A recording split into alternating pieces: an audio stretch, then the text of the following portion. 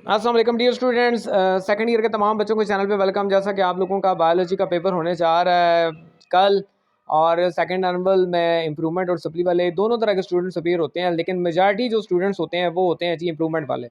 तो बहुत ज़्यादा कमेंट्स के बाद फैसला किया गया कि एक आध वीडियो जो है वो सेकंड ईयर की बायोलॉजी के हवाले से कंप्रीहेंसिव वीडियो जो है वो बना दी जाए, ताकि बच्चे जो हैं वहाँ से टॉपिक्स का कंसेप्ट ले सकें कि हमने इन टॉपिक्स को लाजमी करके जाना है, इनको स्किप नहीं करना बिल्कुल भी।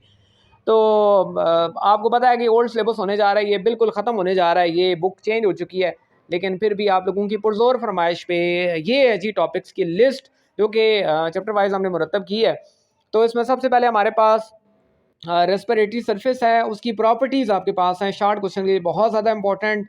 देन जो हमारा सेकंड क्वेश्चन है वो ब्रोंकाई और ब्रोंक्यूल्स दोनों का जो स्ट्रक्चरल डिफरेंस है उसको आपने मस्ट करना है जी, यानी उनके स्ट्रक्चर में क्या फ़र्क होता है ये आपने लाजमी करना है। उसके बाद रेस्पिरेटरी वॉल्यूम वाला एक शार्ट क्वेश्चन है, अगेन ये वाला टॉपिक आपने करना है कि कितनी लिमिट कितनी होती है लंग्स के अंदर एयर को होल्ड करने की। देन लिम्बिक सिस्टम का रोल, कि लिम्बिक सिस्टम जो है वो किस तरीके से आपकी आपका जो रेस्पिरेटरी सिस्टम है उसको कंट्रोल कर रहा होता है। देन CO2 की ट्रांसपोर्ट, लॉन्ग क्वेश्चन के लिए बहुत ज़्यादा इंपॉर्टेंट, आपने सारे वेज करने हैं कि CO2 जो है उसको बॉडी के अंदर किस तरह से ट्रांसपोर्ट किया जाता है। देन एक बीमारी जो कि मुझे लगा कि भाई टीबी जो है वो मोस्ट इंपॉर्टेंट है, तो टीबी वाली बीमारी को आपने मस्ट करना है। स्लाइड नंबर 2 के ऊपर आते हैं तो आपके पास ऑस्मोलाइट्स, अगेन एक ऐसा लो बेस सवाल, ऑस्मोलाइट्स क्या होते हैं और किस तरीके से ये होम्योस्टासिस में रोल प्ले करते हैं, आपने मस्ट करना है। जैन मैरीन एनिमल्स, यानी समंदर के अंदर रहने वाले जो एनिमल्स हैं वो होम्योस्टासिस किस तरीके से मेंटेन करते हैं, एक ऐसा लो बेस सवाल, बड़ा इंपॉर्टेंट क्वेश्चन। देन एक ऐसा सवाल जो कि मैट्रिक्स से यानी 10th की बायो उठाएं और अब तो ये 9th के अंदर आ चुका है, जो नई बुक चेंज हो चुकी है, नेफ्रॉन। तो नेफ्रॉन का स्ट्रक्चर, उसका फंक्शन, लॉन्ग क्वेश्चन के लिए बहुत बहुत ज़्यादा इंपॉर्टेंट, आपने मस्ट करना है। डायग्राम की अच्छी तरीके से प्रैक्टिस कर लेनी है ताकि अगर लेबलिंग वगैरह भी आ जाए तो आपको किसी तरह का कोई मसला ना हो। मैं ज़रा क्विकली जो है वो आगे बढ़ रहा हूँ। यूरिन कंसंट्रेशन मैकेनिज्म बहुत इंपॉर्टेंट, लेकिन ये शार्ट क्वेश्चन के लिए एक स्टेप है जैसे आपने एक्सप्लेन करना है। तो urine concentration mechanism is very very important. Then kidney stone की टाइप्स, तो ये MCQ पॉइंट ऑफ व्यू से भी इंपॉर्टेंट है कि किडनी स्टोन होते क्या हैं और उनकी टाइप्स हैं मेन के, उनकी उनकी स्ट्रक्चर के ऊपर डिपेंड करता है, कि उनकी कंपोजिशन पे डिपेंड करता है स्टोन की टाइप। देन कोई टर्म्स हैं, वो टर्म्स आपने मस्ट करनी है। उसके लिए आपको पेज नंबर जो है वो बता दिया गया, गाइड कर दिया गया कि भाई 32-33 पेज जो आपकी बुक है फेडरल बोर्ड की, उसके पेज नंबर 32-33 पे जो टर्म्स हैं उन टर्म्स को यानी उन डेफिनेशंस को उनको आपने मस्ट कर लेना है जी, short question point of view से इंपॉर्टेंट है। देन टेबल 16.1 बहुत बहुत ज़्यादा इंपॉर्टेंट है जी। Then bones of head, head की बोन्स के ऊपर एक डिटेल आपको पता होनी चाहिए। देन वर्टिब्रल कॉलम, अगेन एक शार्ट क्वेश्चन है कि वर्टिब्रास जो है उनकी पोजीशन के वाले से उनके नाम आपको आने चाहिए, कितने वर्टिब्रास होते हैं, और जो कैटेगरीज 4 हैं वो उनके आपके उनके नाम आपको आने चाहिए, कितने कितने वर्टिब्रास उनके अंदर। Then joints and its types, very very important. Arthritis और उसकी टाइप्स, अगेन शार्ट क्वेश्चन के लिए बहुत ज़्यादा इंपॉर्टेंट। देन लॉन्ग क्वेश्चन है जी बोन रिपेयर, बोन रिपेयर जो स्टेप्स हैं आपने स्टेप वाइज इसको याद करना है, और इन द सेंस आपने लॉन्ग क्वेश्चन की शक्ल में इसको याद करना है। और आप लोगों ने ढीला नहीं पढ़ना, टेबल 16.2 16.3 दोनों टेबल्स आपने करने हैं जी, और बड़े अच्छे तरीके से करने हैं। ये आपके MCQ पॉइंट ऑफ व्यू से भी बड़े इंपॉर्टेंट है, टेबल 16.2 16.3। देन क्रॉस ब्रिजेस का कंट्रोल, ऐसा लो बेस सवाल बहुत ज़्यादा इंपॉर्टेंट, और इसी वजह से इसको मोस्ट इंपॉर्टेंट टॉपिक्स की लिस्ट में हमने शामिल कर दिया है। और इसके बाद हम पढ़ते हैं जी अपनी नेक्स्ट स्लाइड के ऊपर। तो ये है जी आपके सामने generation and transmission of nerve impulse, short और लॉन्ग दोनों के लिए इंपॉर्टेंट, वेरी वेरी इंपॉर्टेंट मेरे ख्याल में। ये मस्ट आएगा जी पेपर के अंदर। Mechanism of synaptic transmission, again बहुत इंपॉर्टेंट सवाल, दोनों में से जो है यानी जनरेशन वाला सवाल और सिनेप्टिक ट्रांसमिशन वाला क्वेश्चन दोनों में से एक आने के बहुत ज़्यादा चांस है। देन हाइंड ब्रेन और पैरासिम्पैथेटिक नर्वस सिस्टम शार्ट के लिए बहुत ज़्यादा इंपॉर्टेंट है, इनके किसी एक पार्ट के ऊपर भी शार्ट में क्वेश्चन पूछा जा सकता है। Then sensory receptors in skin plus inhalants, again short question के लिए दोनों चीज़ें इंपॉर्टेंट है, इनको आपने डिटेल से कर लेना है जी। अल्जाइमर डिजीज़, अल्जाइमर एक ऐसी बीमारी मतलब जो कि एग्जामिनर्स की हार्ट फेवरेट रही है, आल तो बीमारी बड़ी गंदी है लेकिन पेपर के लिए आ सकती है जी। देन आपके पास steroid hormone mode of action, short question के लिए बहुत इंपॉर्टेंट, मुझे लगा कि ये इंपॉर्टेंट है भाई।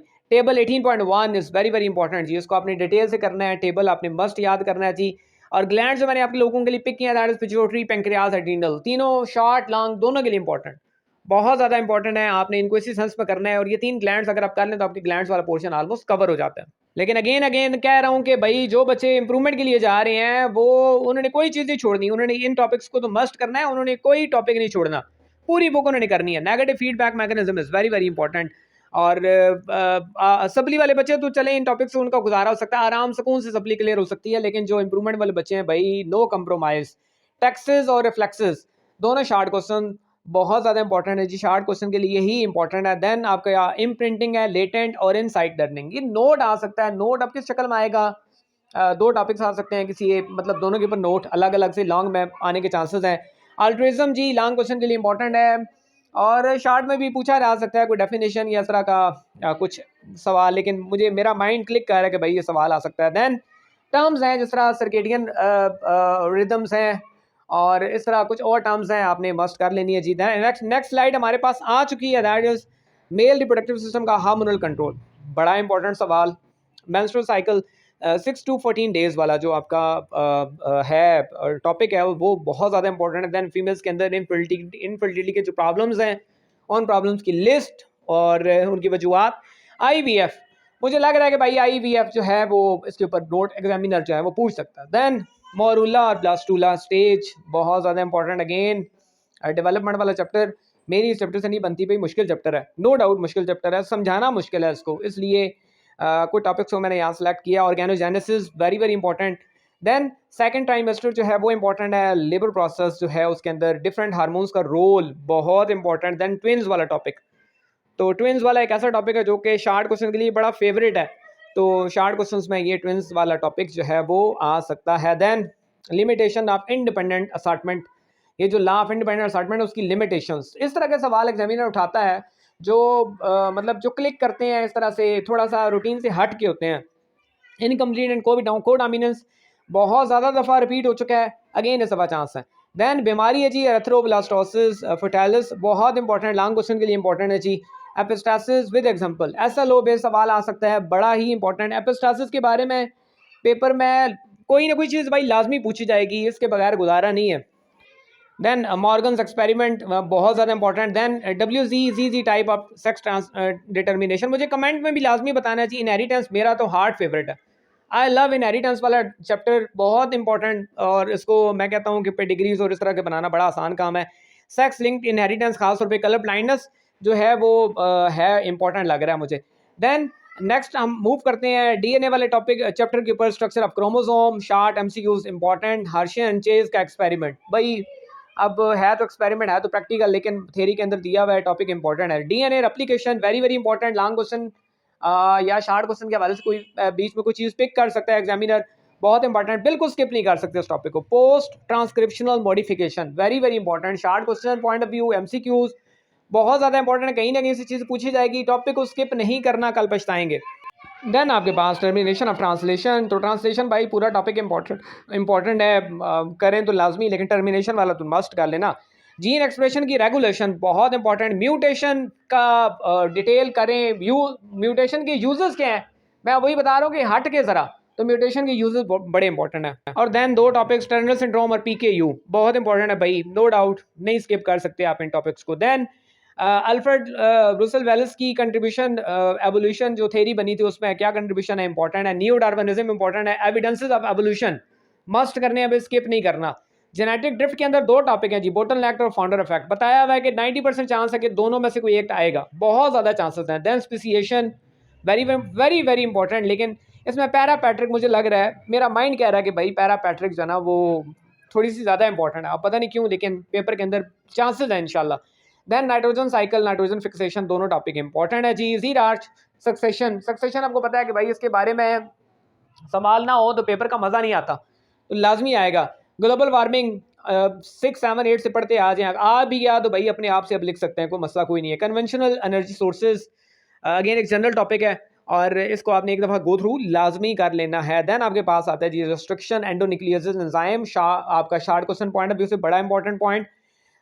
GMO की आइडेंटिफिकेशन, अगेन वो जब रिकम्बिनेंट DNA बन चुका होता है तो उसको आइडेंटिफाई आप कैसे करते हैं। देन जीनोमिक लाइब्रेरी, अगेन एक शार्ट क्वेश्चन है, इंपॉर्टेंट है। सैंगर कॉल्जन मेथड और ह्यूमन जीनोम प्रोजेक्ट, दोनों जो है वो लॉन्ग के लिए इंपॉर्टेंट है भाई, मस्ट करना है आपने, इनको नहीं छोड़ सकते आप।